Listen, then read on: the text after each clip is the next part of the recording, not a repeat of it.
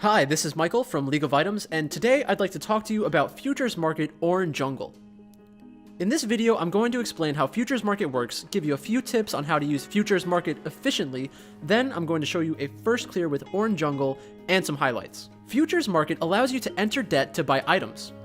The equation for this is 150 plus 5 times the minutes in the game minus 1 minute. A 50 gold lending fee is added to the amount you owe after leaving the store. Now, this may sound dangerous, but unlike the real world where student loans are lurking with interest rates and can wreck your finances, the shopkeeper only charges a flat rate of 50 gold when you enter debt.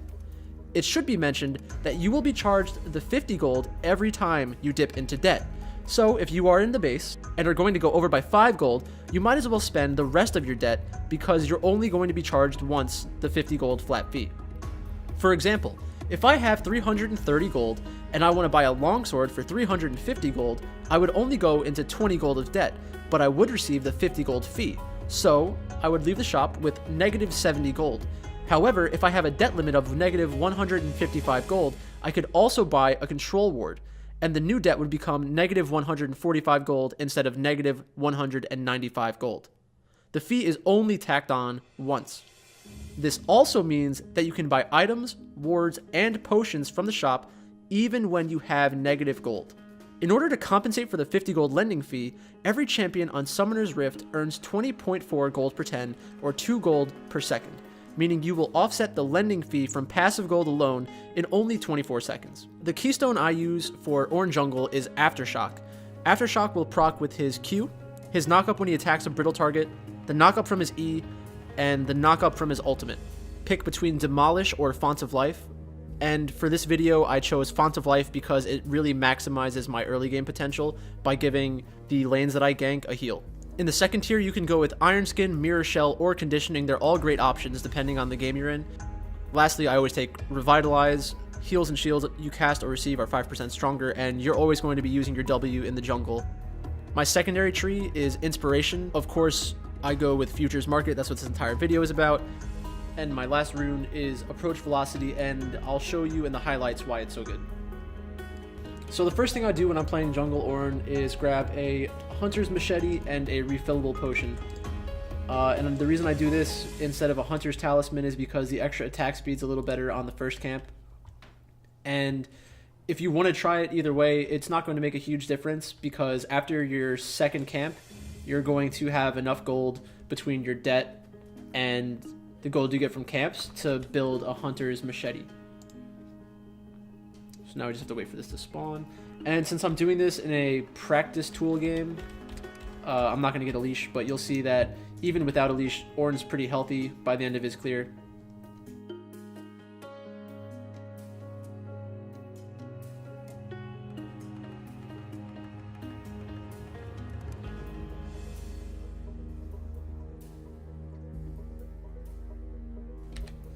So now we can build Hunter's Talisman. And what I was going to say is, down here, normally the champion info is the thing that's up, but if you click the rune page tab, then you'll be able to see when everything is activating. So every time that you're going to get the extra gold, the extra armor from Iron Skin, the bonus shield, the bonus shielding and healing from Revitalize, even Approach Velocity, or the amount of debt that you can go into. See, now I only have 10 gold. So that's after the lending fee and everything. Even with that taken into consideration, I'm going to have enough gold to finish my jungle item after this. And depending on the game, sometimes you can smite this. Other times you probably want to save that smite, because if you have a strong top laner in the early game, then you can build blue smite, go top lane, go mid lane, and actually use smite in a gank. And no other champion can do that.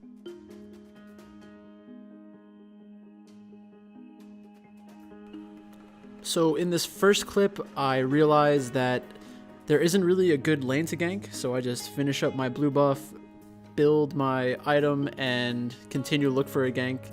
Morgana is a really tough champion to gank, and my bot lane shoved all the way into their tower, so in this situation, I just build the item and take Scuttle. Then in the next clip, I am looking for a gank bot lane, and when I'm already down there, Kayn ganks first. And this is an easy counter gank for us. We get our TP in first, and we pick up 3 kills.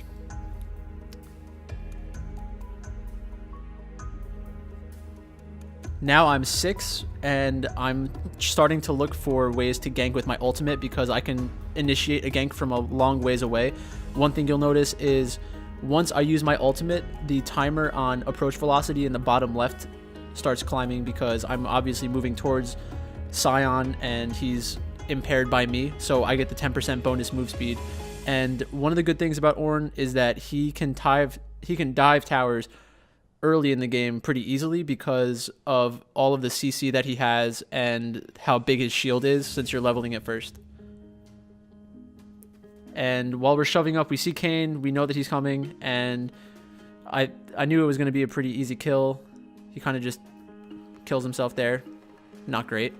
And I get pretty lucky because Vel'Koz and Morgana are already in like mid-fight, and I pick up another free kill. And since I know their jungler just died and their mid laner just died, I can take blue buff for free, so I stay on the map, make sure I ward up, and I'm getting ready to build my Cinder Hulk item. So 11 minutes into the game, I already have Cinder Hulk. Scion's overextended again. I'm fully healthy because I'm Ornn, and I have a Cinder Hulk. So I go back up, a repeat gank. We're probably lucky that this worked out because Kled is so low, but Kled's just that kind of champion. And even if he dies at some point during that, I think that I could 2v1 because I'm very strong at this point. I had double buffs at the beginning of that. And we take a tower, and at this point the game is basically over as long as we don't do anything really stupid.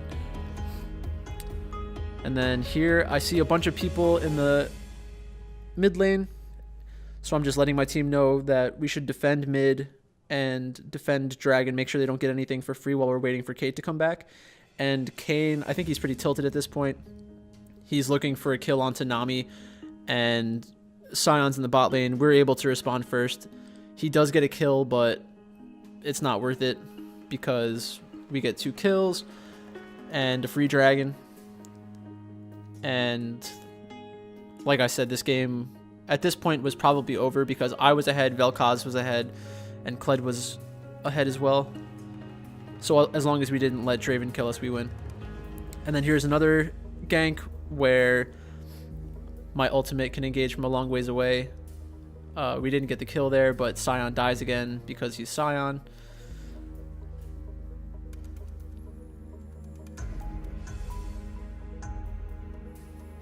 And now it's a lot later in the game, around the 20-minute mark. I just wanted to show a clip of the kind of threat range Ornn has around here. And I didn't really do anything. My team just kills him. But if we were on Baron and they had to face check us, Ornn's ultimate is a great way to disengage and force them to stay farther away until you can either finish Baron, so it gives you extra time to finish Baron, or it's a good way to engage onto the enemy team when they walk into you while you're doing Baron, or if you're setting a pick or something. I like playing Ornn on pick comps and around vision, and here I get a good ult, and that is the game. The best parts about Ornn Jungle are the early clear, the level 3 gank with a blue smite. No other champion can do that in the entire game. You can buy while you're on the map, which can be very important, especially during the late game. If you can buy a Warmogs and stay on the map, that's huge. He has great gank tools in his kit. Every single ability does something to impair or slow down the enemy that you're ganking, so you'll be able to get a bunch of kills for your teammates, and you're very disruptive in team fights. And fourth, he can use Cinder Hulk and Warmogs, which is probably the best jungle build right now. Let me know which champions you think could work with Futures Market, and make sure to like and subscribe. Thanks for watching.